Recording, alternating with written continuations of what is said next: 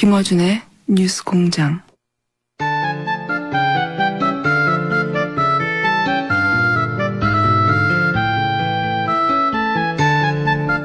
빵빵 터지는 시간입니다. 노르가즘 노회찬 정의당 원내대표 나오셨습니다. 안녕하십니까? 네, 안녕하십니까? 요즘 이 방송이 화제인데 주변에서 뭐라고 안 합니까? 네, 제가 뭐 곳곳에 가면은 예. 뉴스공장 시청자가 굉장히 많다는 걸 제가 실감하고 있습니다. 그렇죠. 남녀노소 가릴 것 없이. 그 중에 할머님이 뒤돌아서 가지고 예. 혹시 그럼 옆에 있던 남편분이 맞아 두 분이서 막 싸우다가 저한테 그냥 물어보면 될 것을. 예. 예. 연령도 굉장히 높고 전국의 공장화가 이루어지고 있습니다. 전국의 공장화. 자, 한 주간 짚어볼 뉴스들이 또 많습니다. 이제 북미가 이제 말로 핵폭탄을 터뜨리다가 예. 말 전쟁이 끝나가는 양상이에요. 예. 예. 북미 간 말 전쟁은 또 어떻게 보셨습니까? 사실 저는 김정은의 판정성이다 이렇게 봅니다. 그렇게 볼 수 있습니다. 왜냐면은 예. 말 전쟁 해가지고 사실 거의 말로는 대등한 무승부로 가지 않습니까? 그렇죠. 예. 사실 이 무승부로 가는 게 말이 안 되죠. 미국이 초대 강국이고 맞습니다. 북한은 사실 잽도 안 되는 나라인데 예. 북한하고 미국이 또는 트럼프와 김정은이 거의 대등한 말싸움 벌였다는 얘기는 그건 트럼프가 졌다는 얘기죠. 맞습니다. 트럼프가 그렇게 대응하지 말았어야 하는 거죠. 예, 그렇죠. 예. 트럼프가 그걸 무시해버려야 되는데 무모하게 대응하면서 오히려 트럼프에게는 이제 실이 되었다.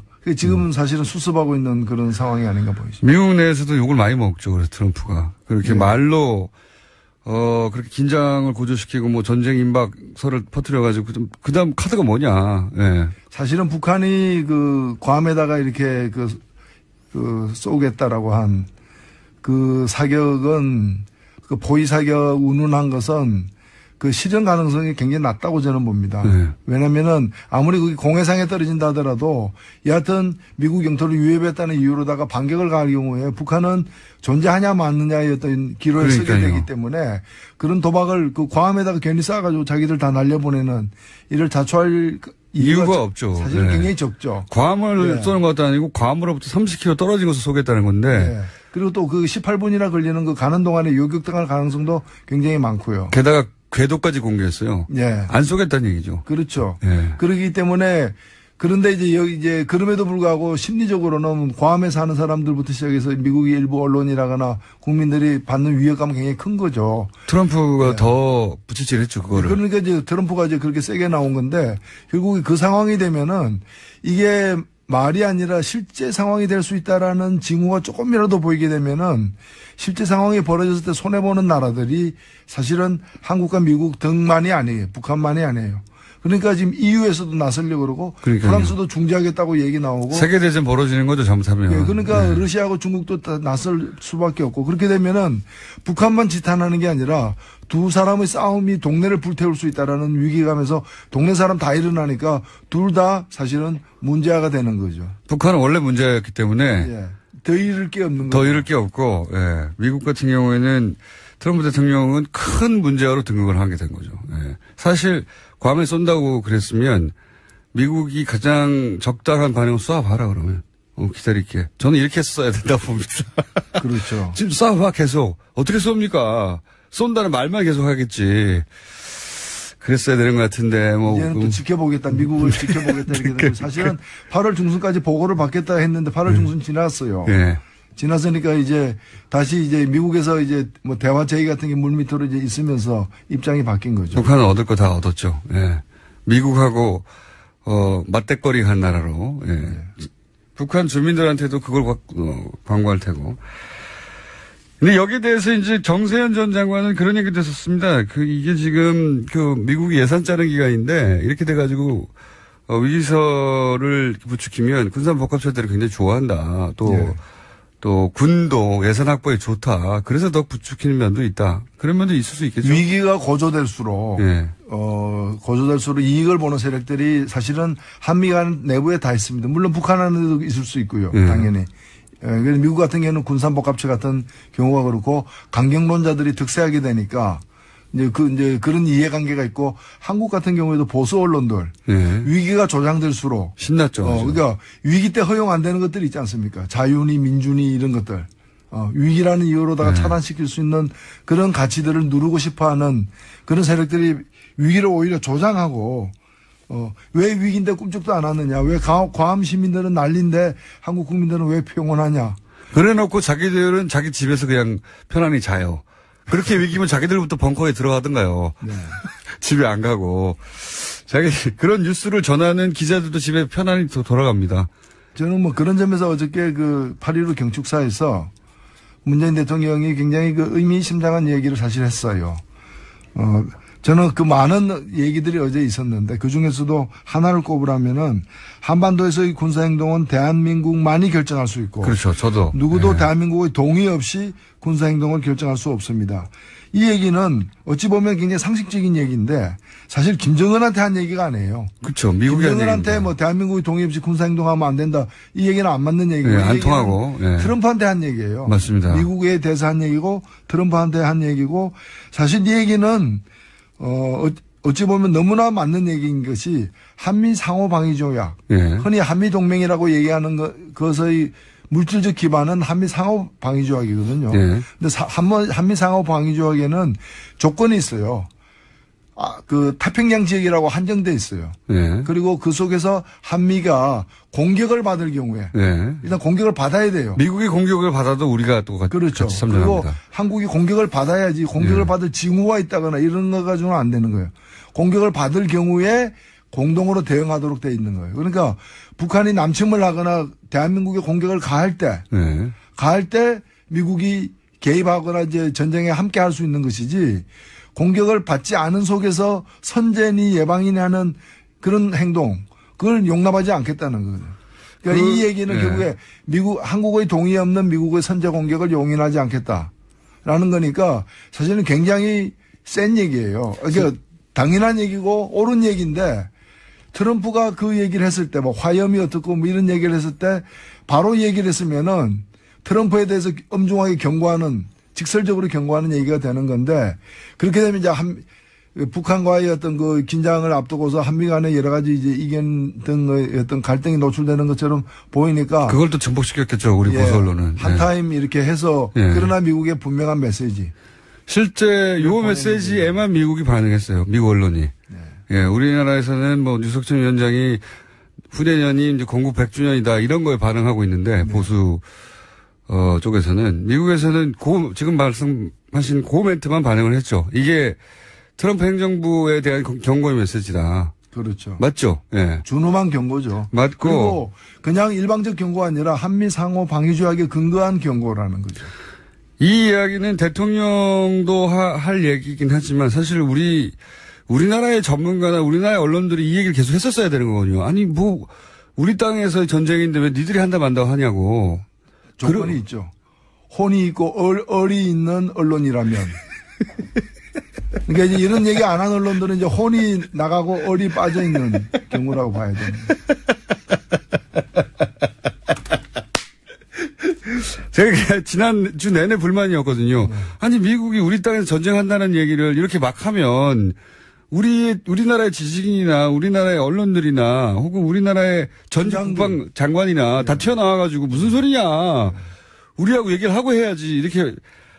이렇게 얘기해야 하는데 실제 우리 언론이 한 일들은 대다수 언론들, 그러니까 어리없는 많은 언론들이 한 일은 트럼프 대통령 발언을 계속 중계하면서 우리나라 전쟁 날지도 모른다는 그 위기감만 계속 강조했어요. 그래. 전쟁 날지 모르는데 너희들 뭐 하고 있느냐. 그러니까요. 전쟁 날지 모르는데 무슨 일자리냐, 뭐 탈핵이냐, 전쟁 날지 이제 이런 얘기죠. 전쟁 날지 모르는데 휴가 왜 가냐, 전쟁 날지 모르는데 정작 본인들은 집에 잘 가요. 밥 잘 먹고 본인들부터 그러면 벙커에 들어가서 나오지도 말든가요. 이게 우리 지식인들을 혹은 언론들 역할을 못 하고 있는 거죠. 그렇죠. 미국에서 오히려 트럼프 대통령 발언이 너무 나간다. 비판이 쏟아질 때도 그거 그냥 보도하기만 했지 우리 목소리를 내지 않았어요. 아직 그 광복이 안 된 분들이 계시는 거죠. 광복이 안 된 분들.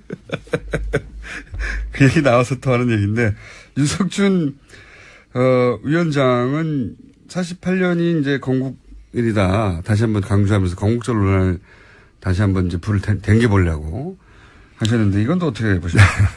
사실 혁신위원장, 예. 자유한국당 혁신위원장인데 헌법 정신에 어긋나는 발언이라고 저는 생각합니다. 왜냐하면 우리나라 아시다시피 헌법 전문에 이 3.1운동으로 건립된 대한민국 임시정부의 법통을 개성한다는 말이 맞습니다. 헌법 전문 제일 첫 문장에 예. 뭐 헌법 전문에 하나의 문장이지만 예. 제일 첫 부분에 이게 들어가 있어요. 예. 그래서 이 문제에 대해서 시비를 걸려면은 헌법 전문부터 고치고 얘기를 해야 되는. 그리고 국부라고 하는 이승만 대통령도 본인이 취임하면서 건국 30주년이라고 했거든요. 예. 이미. 그런데 이제 계속 이렇게 건국절을 이게 이제 이명박 대통령 취임하면서 소위 뉴라이트 계열이 튀어나오고 건국 60주년 기념 사업회 막 추진하고 뭐 교과서 새로 만들려고 하고 그러면서 친일 그러니까 그 소위 일제 강점기는 우리나라의 근대 과정이었고 그다음에 5.16은 대한 정치 세력의 등장이고 뭐 이런 식으로 그 소위 친일과 군사 정권을 미화하는 작업을 그때 막 시작하기 시작했거든요. 예, 이게 사실은 어떤 정교한 이론에 입각해서 또 역사적 사실에 바탕을 두고서 만들어진 하나의 역사관이라고 보기는 어려워요.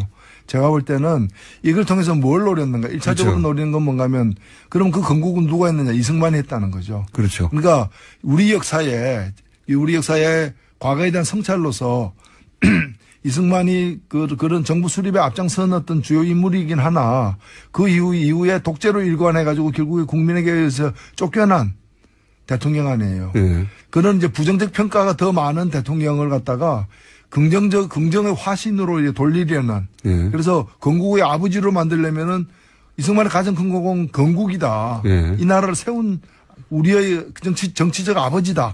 어버이다. 이거예요. 그럼 그 이전에 독립운동들은 굉장히 그러면 격화되는 거거든요. 격화되는 거죠. 예. 건국을 한 사람은 여기 있고 그 이전은 건국에 이르지 못한 활동에 불과한 거거든요. 예. 사실 여러 독립운동의 조류가 있었고 또 우리가 이제 식민지가 되는 바람에 국외에서 벌어진 독립운동이 훨씬 더 많았고 여러 조류가 있을 수밖에 없고 미국에서 중국에서 뭐 러시아 쪽에서 다 있었는데 그중에 한 조류인 미국에 가 있었던 이 이승만을 중심으로 한 그 역사로다가 건국 전사를 정리하고 그다음에 건국의 아버지가 되어가지고 그 어떤 흠결에도 불구하고 이 건국이라는 위대한 업적 앞에서는 그건 별거 아니다라는 식으로 만들려는 이승만 복원운동이 바로 이 건국절 소동이다. 저는 그렇게 생각합니다. 그 한마디만 더 보태자면 이 이승만 정권의 사실은 소위 건국이라고 표현하는 뉴라이트들이 그 과정에 그 소위 친일파들이 많이 참여했거든요. 예. 그렇게 되면서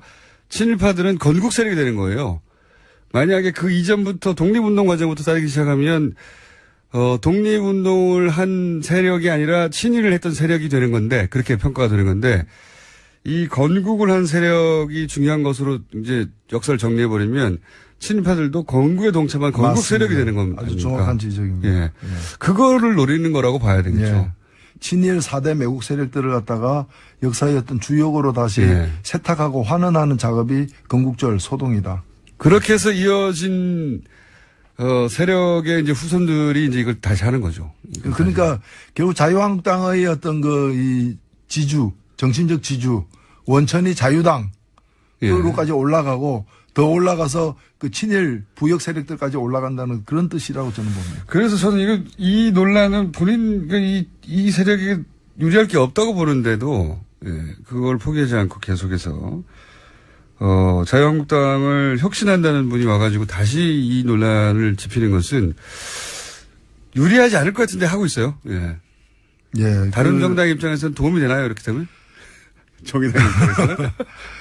아니, 불필요한 역사 논쟁에 자꾸 이제 끌고 가는 건데, 제가 볼 때 이게 그 전에 제가 마약이라고 이제 마약 역할을 하고 있다.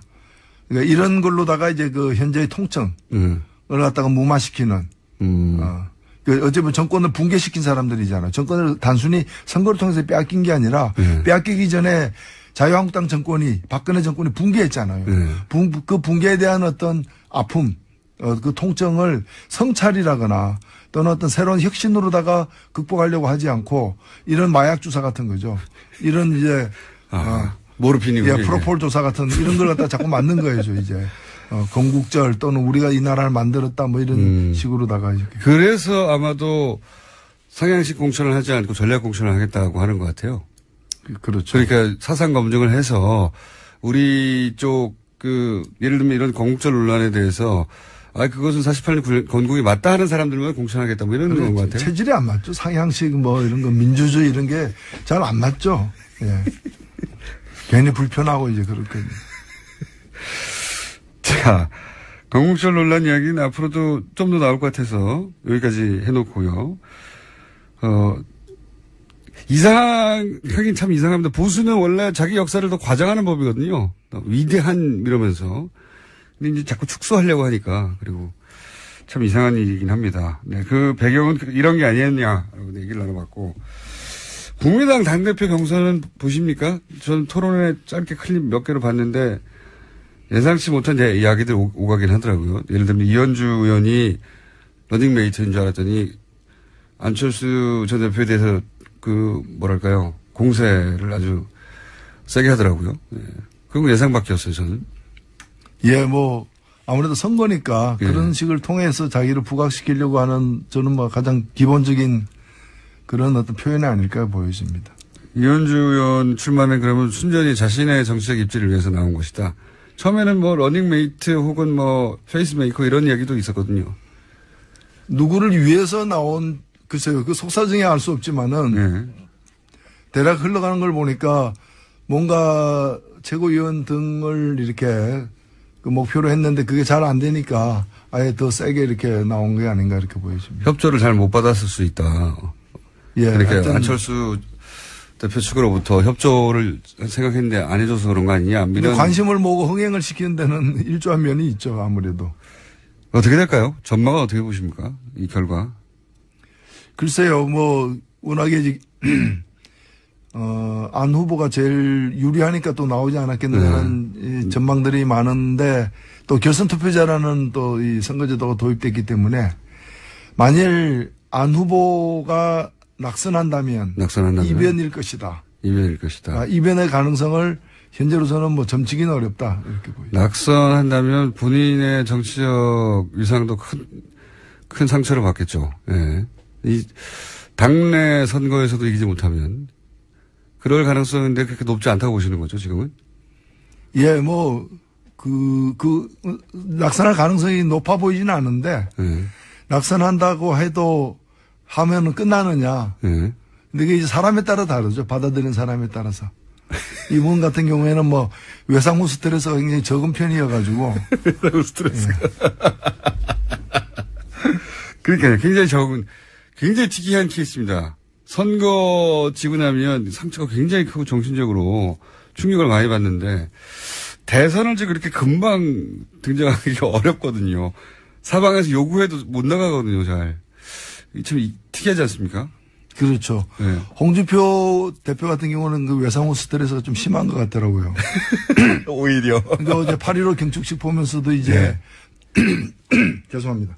경축식 보면서도 촛불혁명, 촛불잔치 같다. 그게 완전히 이제 촛불 이 당시의 어떤 정신적 충격, 두려움, 이런 게 이제 상처로 남아서 생기는 게 이제 외상후 스트레스인데, 이제 그런 게 좀 강한 것 같은데 여전히 거기서 못 헤어나오고 있는. 홍준표 대표 같은 경우는 당에서 원해서 끌려 나온 측면이 있는데 또 불구하고 그런데 안철수 지금 이제 당대표 후보는 다들 나오지 말라고 그러는데 나왔지 않습니까? 그럼에도 불구하고 그런 상처는 별로 느껴지지 않는 특이한 케이스입니다. 예. 나오지 말라고 해서 주저앉으면은 이제 끝이다라는 어떤 그런 절박감도 있었겠죠. 자, 그래서 결국은 안철수 전 대표가 지금 전망하는 대로 당대표가 되면 그럼 어떻게 변할까요? 정계 개편이 있을 수도 있다 뭐 이런 얘기도 있는데. 네, 조기에 있기는 어렵지 않느냐 저는 그렇게 생각됩니다. 뭐 지방선거가 있긴 하지만은 결국에는 국민의당이 대선을 위해서 또 한 사람의 대선을 위해서 만들어진 이제 이해관계가 다르고 노선이 이렇게 굉장히 복잡한 그런 세력들의 어떤 결집체이기 때문에 온전히 그냥 다음 대선 후보가 누가 되든 관계없이 계속 흘러갈 수 있는 그런 당은 아니라고 봅니다. 그래서 만일 계속해서 다음 대선 후보까지 이제 안 후보로 이렇게 가는 경우에는 그 주로 호남을 중심으로 한 다른 세력들, 예. 그 비안 세력들 같은 경우에는 다른 선택을 할 가능성도 사실은 있죠. 그렇게 하라고 지금 나온 거다라는 해설도 있어요. 네. 그렇게 하는 걸 두려워하지 않는 것이지 일부러 그걸 내보내려고 나왔다고까지 봐야 될 것인가. 일부러 내놓는 거가 나가더라도 흔들리지 않겠다라는 어떤 그런 마음의 준비는 아마 되어 있는 것 같은데. 나가면은 오히려 예를 들어서 바른정당과 연대라든가 이런 게 쉽고 바른정당의 유승민 후보보다는 자신이 득표가 더 많았으니 차기라도 더 유리하다 이런 계산도 있을 수 있죠. 그런 계산도 있을 수 있지만은 그 경우에도 그러면 바른당은 온전히 통째로 합류할 것인가.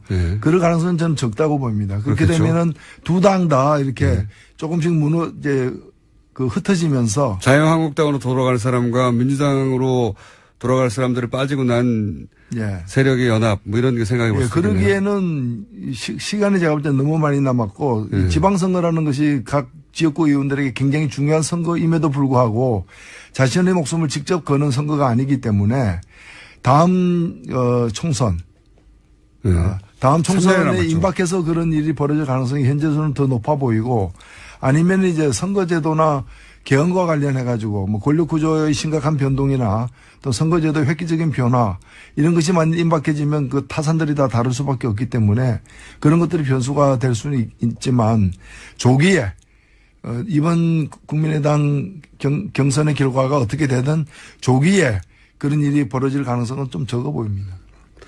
당대표 결과가 나오더라도 일단 그 당 그대로 유지될 것이고 다만 이제 친한 반환이라고 해야 되나요? 친한 반환. 예, 친문, 반문보다는 발음이 잘 입이 안 붙네요. 친한 반환.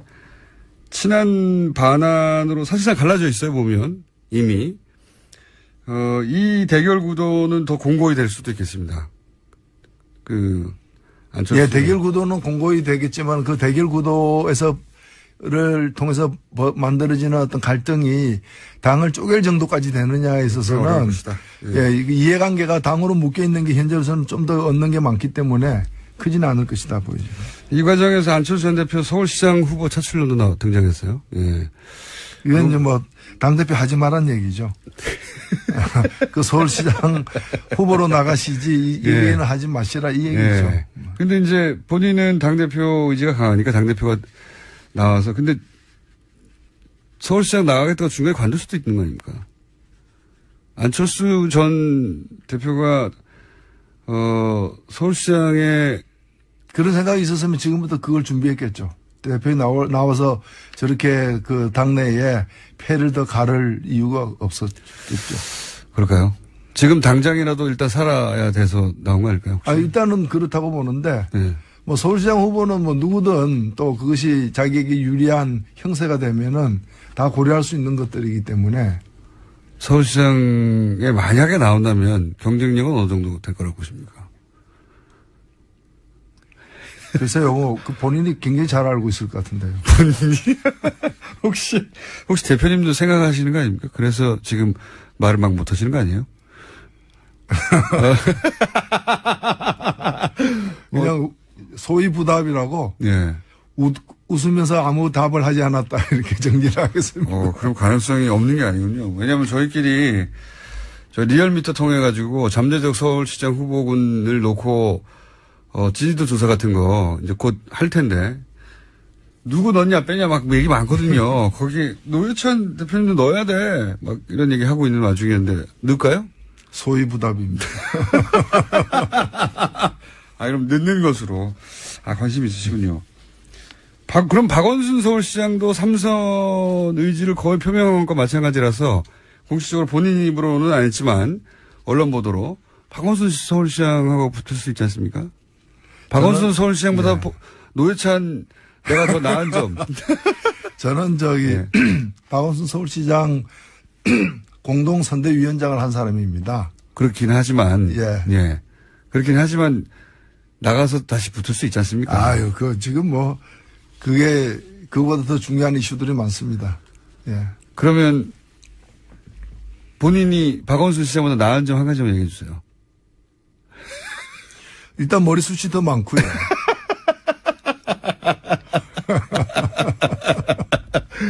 서울시 행정을 하게 된다면 내가 이런 점들은 아마 더 나을 것이다.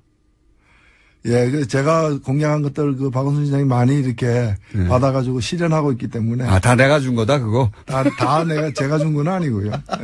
상당 부분. 상당 부분이라기보다는 네. 그런 것들도 꽤 있다는 말씀입니다. 그러니까요. 본인이 만약에 서울시장을 하면 이건 내가 더 잘할 수 있겠다. 이런 대목은 없으십니까? 별로 생각 안 해봤습니다. 생각해 보셨으면서. 이거 처음 알게 됐습니다. 예. 노회찬. 괜히 말을 또 만들지 마세요. 노회찬 전 대표님이 내심 혼자 서울시장을 생각하고 있다는 걸 처음 알았어요. 자, 그럼 다음 조사 때 저희가. 과거에 제가 서울시장 출마했다는 얘기죠. 예. 출마해서 떨어지셨죠. 네. 떨어지셨는데. 그 얘기는 그만하시고. 이거 새로운 뉴스입니다. 네, 관심 있으신 것으로. 아니, 이런 게 자꾸 만들어지는 뉴스인 거죠. 그래서 여론조사에 넣어요, 말아요. 궁금하죠? 아니, 그걸 제가 왜 상관합니까? 자, 궁금하신 걸로. 넣어서 저희가 결과 수치가 너무 낮게 나오면 뺄게요. 그거는 반칙입니다. 자, 제가 오늘, 원래 다른 얘기를 쭉 하려고 그랬는데, 예. 그러니까 좀 탈선했어요. 탈선해가지고. 혹시 꼭 했었어야 하는데 못한 얘기 있습니까? 1분 남았다고 할 수도 있는데. 요 얘기 내가 해야지, 빵 터트려야지 하고 준비해온 게 있을 수 있는데. 아니, 그런 건 없습니다. 우리는 그런 준비는 안 합니다. 알겠습니다. 그러면 노회찬 원내대표 서울시장 출마 염두에 둬. 라고 공장장이 계속 이래서 이제 주장하고 있습니다. 그러나 부인하지 않아. 예. 이거는 페이크 뉴스입니다. 네. 부인하지 않아. 묵묵부답, 소위부답. 정의당 노회찬 원내대표였습니다. 감사합니다. 예, 고맙습니다. 맨 마지막 거 빼고. 매혹적이고 상큼한 국민 시사 요정 김어준입니다.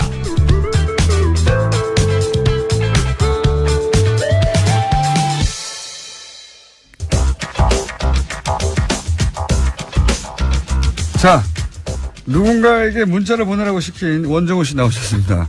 안녕하세요. 누구한테 시켰어요? 네. 이 방송 듣는 친지 가족 여러분들 이렇게 티나게 하시면 안 되고요. 그러니까 8시 45분 이후에 해야죠. 네. 좀 들으시고. 네. 8시 12분에 하면 어떡합니까? 오늘도 재밌었어요를. 그러니까요. 네. 예를 들어서 9시 12분에 해도 안 돼요. 왜냐하면 이 문자가 그럼 다음 방송으로 넘어가거든요. 이 문자들이 다음 방송으로 날아가거든요. 그러니까 오로지 8시 45분부터 8시 55분 사이에 보내야 됩니다. 네, 저희 친족들을 대표해 사과드리겠습니다. 네. 요즘 노회찬 대표님하고 즐거우시죠? 원종호님의 과학하고 앉아있네. 오늘도 재밌었습니다. 느낌표 2개. 네. 제가 보낼 날은 그대로 보내긴 했는데. 네. 이거 예약 문자로 보낸 거 아니에요? 시간 잘못 설정해가지고. 네, 어르신들이 시간을 잘 못 맞춰요. 자, 오늘은 뭡니까 주제가? 네, 일단 노회찬 대표님하고 즐거운 시간을 보내고 계신 것 같아서 저는 진지한 얘기로. 네, 최근에는 그렇게 자꾸 자락을 깔더라고요. 진지하게 했다면서. 네. 그러면서 한 번이라도 터지면. 그런 거죠, 뭐. 네. 저도 살아야 되니까. 자, 오늘은 뭡니까? 왜 작년까지 여름마다 전력난 되풀이됐었잖아요. 전력난. 네, 전력난. 저희가 한 번 다뤘습니다. 한 번 더 다룰 예정인데. 네. 전기가 왜 갑자기 남냐고. 그러니까요. 거기도 하여튼 복잡한 복마전이 있더구만요. 예. 네. 남는 정도가 아니고 한 2년 전 이럴 때는 공무원들 공공기관에 전부 여름에 맞습니다. 에어컨을 거의 28도까지 틀게 해가지고 제가 갈 일이 많았는데 갈 때마다 되게 지옥이었거든요. 말도 안 되는 짓이셨어요. 생각해보면. 예. 그분들은 얼마나 고생이며. 그리고 생각해보세요. 가게에서 에어컨 켜놓고 문 열었다고 단속한다고 지자체에서. 또 비쌌어요. 200만 원인가 그렇게. 그러니까 지금 생각해보면 참 어처구니 없는. 예. 네. 그럼 알아서 하면 되는 거죠. 자기 전기세를 조절해 가며 쓰면 되는 건데 무슨 대형 공장도 아니고. 조그만 가게들 에어컨 켠 채 문 좀이라도 열려있으면 가서 지자체 단속하고 벌금 때리고. 네. 그 뉴스들하고 그랬거든요. 그러다가 올해는 전기가 남아돌아서. 그러니까 갑자기. 근데 일부 발전소가 좀 가동을 시작하긴 했대요. 예. 근데 그게 중요한 게 아니고 어떤 전력 예비율 이거 되게 중요하고 전력 예비율 자체가 주목구구다. 주목구구라는 예. 말이 있죠. 예. 근데 이제 저는 그런 지적을 하려는 것은 아니고 어쨌든 간에 결국은 에너지는 계속 모자라게 되고 네. 이게 근본적인 해결책은 필요한데 화석연료는 이제 고갈되게 돼 있으니까. 그렇죠. 어쨌든. 거기다 이산화탄소 문제 있고 뭐 원전 위험성이란 건 어쨌든 존재하는 것이고 분명히. 네. 그래서 재생에너지에 눈을 돌릴 수밖에 없거든요. 당연히. 네. 네. 그냥 제가 이제 2008년에 S본부에서 네. 에너지 다큐를 만들어서 휴스턴 영화제 대상을 받은 사람이잖아요. 그때 작가로 참여하신 걸로 제가. 네, 메인 작가로서 예. 특채돼서 방송 역사상 좀 없는 일이었습니다. 특채돼서 그거 하나 하고 끝났죠. 아, 그 전에 또 하나 하고요. 제가 그만뒀죠. 더 이상 올라갈 데가 없으니까. 한 편 하고 끝난 네, 작가 인생. 그렇습니다. 상을 너무 많이 받아서 예. 아무 흥미도 없어졌어요. 어쨌든 이 문제에 관심이 갈 수밖에 없는데 이제 뭐가 문제냐. 혹시 이런 것도 다루셨나요, 그동안? 어떤 거요? 이 재생에너지의 한계들. 그거는 제가 예전부터 관심 대상이었어요. 왜냐면은 네. 예를 들어서 태양열 패널을 깔게 됐을 때의 문제점. 그렇죠. 또는 뭐 풍력 발전했을 때 소음 문제. 네. 또는 뭐 조력 발전소의 문제. 뭐 하여튼 이 재생에너지 기술도 초창기다 보니까 네. 재생에너지는 무조건 좋을 것 같은데 그로 인한 환경 문제도 있다. 있죠. 예. 그런 지적도 물론 이제 이 지적을 너무 과하게 할 필요는 없어요. 네. 그것도 극복해야 할 대상인데 화석 연료가 미치는 전지구적 그 폐해에 비하자면 아무것도 아니거든요. 그런데 그렇죠. 그쪽은 뭐 인류 멸망 방향이니까. 그러니까요. 여기는 뭐 소음이라든가 아니면 뭐 기타 등등 그런 문제들도 있긴 있다. 있다. 예. 있죠. 근데 이게 뭐 아시다시피 태양광 같은 경우에는 너무 많은 면적을 또 필요로 하는 게 있고 그렇죠. 효율도 낮고. 예. 그래서 얼마 전에 그 얘기가 나오다가 페이스북에서 지난번 촛불 집회 인원 계산하셨던 박인규 교수님 있어요. 재밌을 것 같아요. 예. 네, 이 교수님은 경부고속도로 위에다가 뚜껑을 덮고 예. 거기다가 쭉 이 얘기를 하셨고요. 예. 그다음에 근데 이제 그 아이디어를 나쁘지 않은 아이디어인데 뚜껑을 덮었을 때 문제가 있어요. 왜 터널 효과라는 게 있잖아요. 문제 많습니다. 사실 여러 가지로. 그 외에도. 그래서 그쪽 페북에서는 말씀하시자마자 바로 사장되는 분위기였는데. 그 아이디어는. 예. 네. 하지만 양옆으로 세우는 거, 지붕 말고. 그렇죠. 양옆으로 세우는 건 고려해볼 만하죠. 예. 그리고 이제 바다에다가 뭐 띄우자. 네. 이런 얘기도 있었는데, 풍력의 경우는. 바닷물이 이렇게 덮으면 누가 닦나요? 그런 문제가 있죠. 소금 마르고 그럴 텐데. 네, 굉장히 금방 부식되고 예. 그런 거 있고, 풍력 경우에는 이제 거대한 구조물을 세우니까 이게 생태계에 영향을 준다는 지적이 있고, 그럴 수 있습니다. 여러 가지 한계가 있는데 사실 이거보다 더 중요한 문제는 이 재생에너지 시스템이 기저 전력량을 확보해주지 못한다는 겁니다. 효율이 떨어진다. 예. 이게 사실 기저 전력량이라는 게 뭐냐면요. 전력 공급에서는 일정한 수준의 전력량을 항상 안정되게 유지하는 게 중요하거든요. 네. 그러니까는 이만큼은 항상 있다. 그걸 하려면 이게 제가 연료를 투입해서 그 연료만큼 얼마만큼 전기가 나온다는 걸 항상 알고 있어야 됩니다. 예를 들어서 불을 떼면 네. 물이 떨어지면 뭐 네. 원전을 돌리면 그렇죠. 그걸 알 수 있어야 되는데 그래야지 전력 수급 계획을 세우고. 그렇죠. 햇빛이 언제 들어갈지 모르고 모르죠. 그러니까. 바람이 언제 불지 모르고. 네. 그러니까 아무리 많이 만들어져도 전기가 이 들쑥날쑥한다는 거, 환경이나 날씨에 의해서 이렇게 되면 이제 전력 생산량을 일정하게 할 수가 없어요. 그래서 생산 계획도 수립할 수가 없고. 현재 기술로는 그렇습니다. 네. 현재 기술로는. 축전 기술이 대단히 발전하면 잠깐 햇볕이 나와도 뭐 전력을 붙잡고 있을 수도 있겠죠. 그럴 수도 있죠. 그쪽에 연구도 있는데 예. 어쨌든 그러다 보니까 계속 화력 원자력 얘기가 나오는 거거든요. 예. 기저 전력 바탕을 확보하고 예. 이 재생에너지로는 이제 예비 전력들을 만들어서 이제 준비해 놓는다. 보조적으로 가자. 그런 개념이 되는 건데 이래 가지고는 한동안 탈 화석 연료, 탈 원전은 좀 어려운 상황이죠. 예, 지금 기준 현재 기준은 그렇습니다. 그렇죠. 예.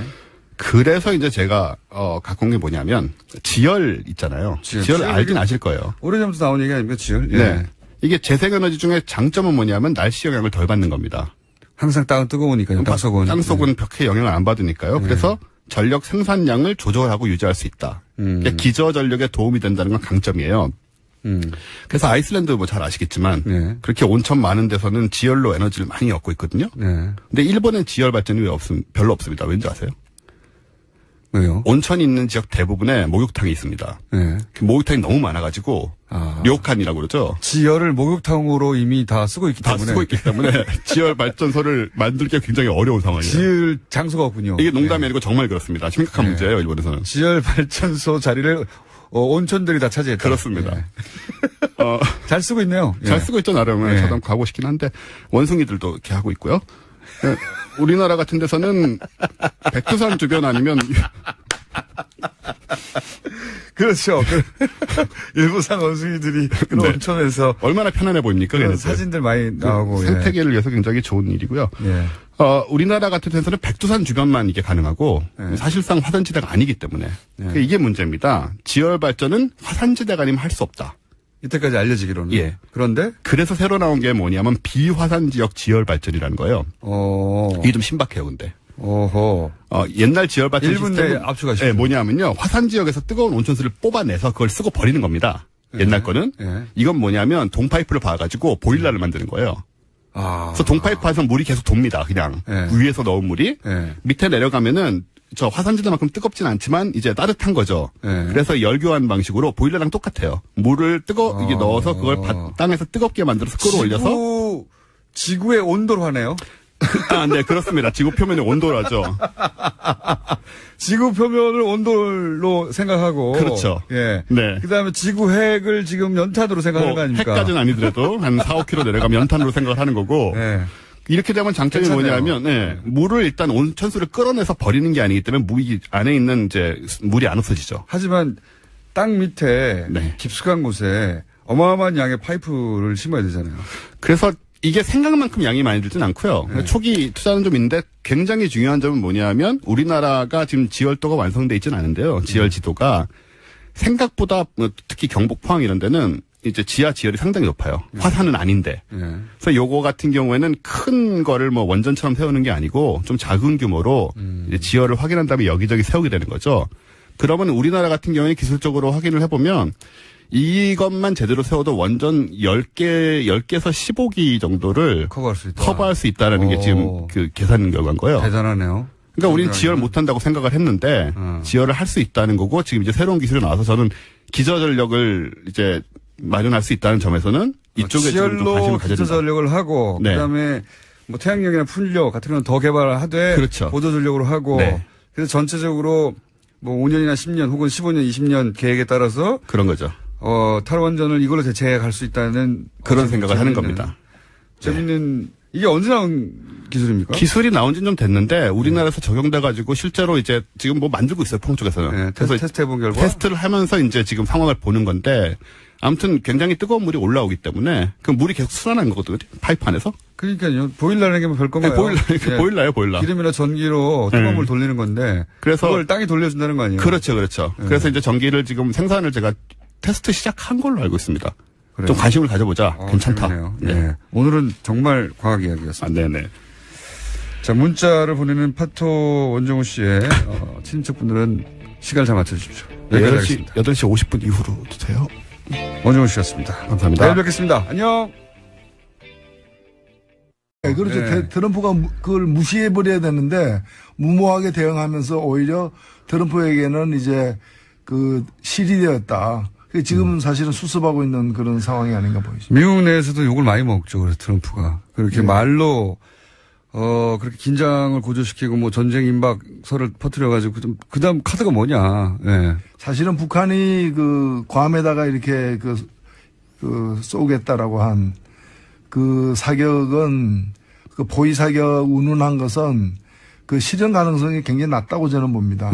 왜냐면은 아무리 그게 공해상에 떨어진다 하더라도 여하튼 미국 영토를 위협했다는 이유로다가 반격을 가할 경우에 북한은 존재하냐 마느냐의 어떤 기로에 서게 되기 때문에 그런 도박을 그 괌에다가 괜히 쏴가지고 자기들 다 날려보내는 이를 자초할 이유가 없죠. 사실은 굉장히 적죠. 괌을 쏘는 것도 아니고 괌으로부터 30km 떨어진 곳을 쏘겠다는 건데.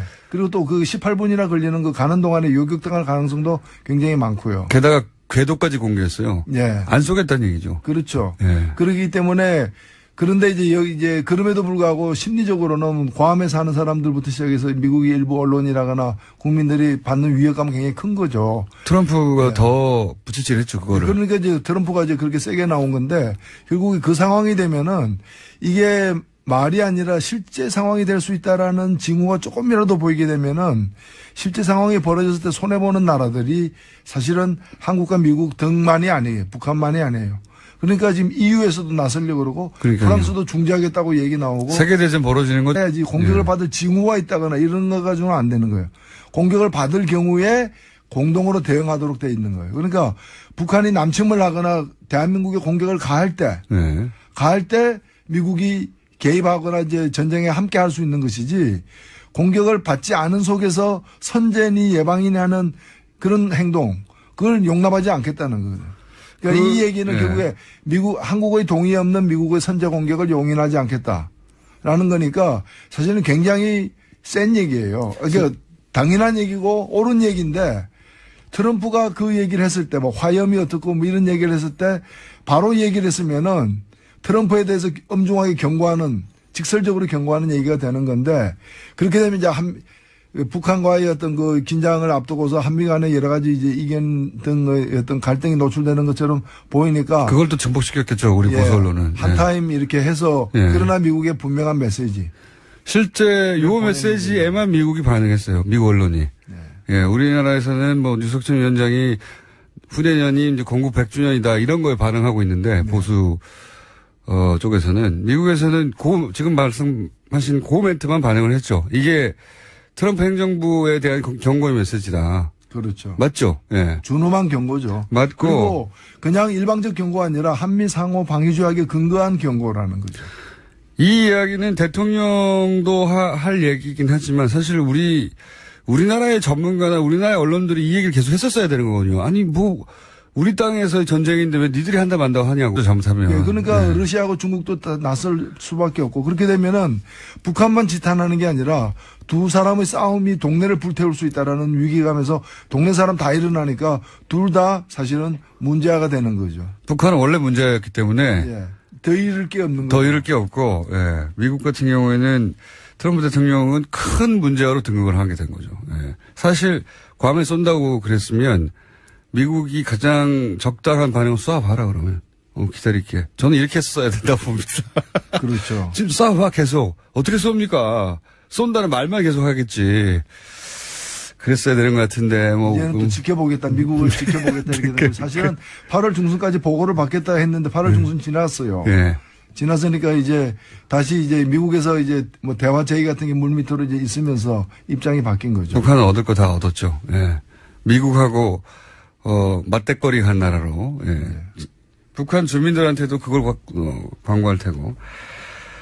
근데 여기에 대해서 이제 정세현 전 장관은 그런 얘기도 했었습니다. 이게 지금 미국이 예산 짜는 기간인데 이렇게 돼가지고 위기설을 부추기면 군산복합체들이 굉장히 좋아한다. 또 군도 예산 확보에 좋다. 그래서 더 부추기는 면도 있다. 그런 면도 있을 수 있겠죠. 위기가 고조될수록 고조될수록 이익을 보는 세력들이 사실은 한미 간 내부에 다 있습니다. 물론 북한 안에도 있을 수 있고요. 당연히. 그래서 미국 같은 경우는 군산복합체 같은 경우가 그렇고 강경론자들이 득세하게 되니까 이제 그런 이해관계가 있고 한국 같은 경우에도 보수 김어준의 뉴스공장.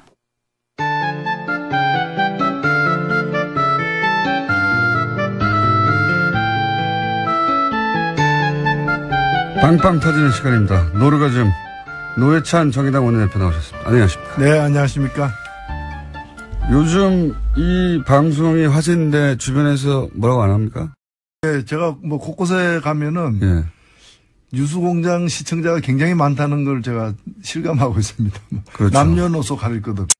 그 중에 할머님이 뒤돌아서 가지고 혹시 그럼 옆에 있던 남편분이 맞아. 두 분이서 막 싸우다가 저한테 그냥 물어보면 될 것을. 연령도 굉장히 높고. 전국의 공장화가 이루어지고 있습니다. 전국의 공장화. 자, 한 주간 짚어볼 뉴스들이 또 많습니다. 이제 북미가 이제 말로 핵폭탄을 터뜨리다가 말 전쟁이 끝나가는 양상이에요. 북미 간 말 전쟁은 또 어떻게 보셨습니까? 사실 저는 김정은의 판정성이다 이렇게 봅니다. 그렇게 볼 수 있습니다. 왜냐면은 예. 말 전쟁 해가지고 사실 거의 말로는 대등한 무승부로 가지 않습니까? 그렇죠. 예. 사실 이 무승부로 가는 게 말이 안 되죠. 미국이 초대 강국이고 맞습니다. 북한은 사실 잽도 안 되는 나라인데 예. 북한하고 미국이 또는 트럼프와 김정은이 거의 대등한 말싸움 벌였다는 얘기는 그건 트럼프가 졌다는 얘기죠. 맞습니다. 트럼프가 그렇게 대응하지 말았어야 하는 거죠. 예, 언론들 예. 위기가 조장될수록 신났죠. 그러니까 위기 때 허용 안 되는 것들이 있지 않습니까? 자유니 민주니 이런 것들. 위기라는 이유로다가 차단시킬 수 있는 그런 가치들을 누르고 싶어하는 그런 세력들이 위기를 오히려 조장하고 왜 위기인데 꿈쩍도 안 하느냐? 왜 과암 시민들은 난리인데 한국 국민들은 왜 평온하냐? 그래놓고 자기들은 자기 집에서 그냥 편안히 자요. 그렇게 위기면 자기들부터 벙커에 들어가든가요. 네. 집에 안 가고. 그런 뉴스를 전하는 기자들도 집에 편안히 돌아갑니다. 저는 뭐 그런 점에서 어저께 8.15 경축사에서 문재인 대통령이 굉장히 의미심장한 얘기를 사실 했어요. 저는 그 많은 얘기들이 어제 있었는데 그 중에서도 하나를 꼽으라면은 한반도에서의 군사행동은 대한민국만이 결정할 수 있고. 그렇죠. 저도. 누구도 네. 대한민국의 동의 없이 군사행동을 결정할 수 없습니다. 이 얘기는 어찌 보면 굉장히 상식적인 얘기인데 사실 김정은한테 한 얘기가 아니에요. 그렇죠. 미국이 김정은한테 뭐 대한민국이 동의 없이 군사행동하면 안 된다. 이 얘기는 안 맞는 얘기고. 네, 안 통하고. 네. 트럼프한테 한 얘기예요. 맞습니다. 미국에 대해서 한 얘기고 트럼프한테 한 얘기고 사실 이 얘기는 어찌 보면 너무나 맞는 얘기인 것이 한미 상호 방위 조약. 예. 흔히 한미 동맹이라고 얘기하는 그것의 물질적 기반은 한미 상호 방위 조약이거든요. 예. 근데 한미 상호 방위 조약에는 조건이 있어요. 태평양 지역이라고 한정돼 있어요. 예. 그리고 그 속에서 한미가 공격을 받을 경우에 예. 일단 공격을 받아야 돼요. 미국이 공격을 받아도 우리가 또 그렇죠. 같이 참전합니다. 그리고 한국이 공격을 받아야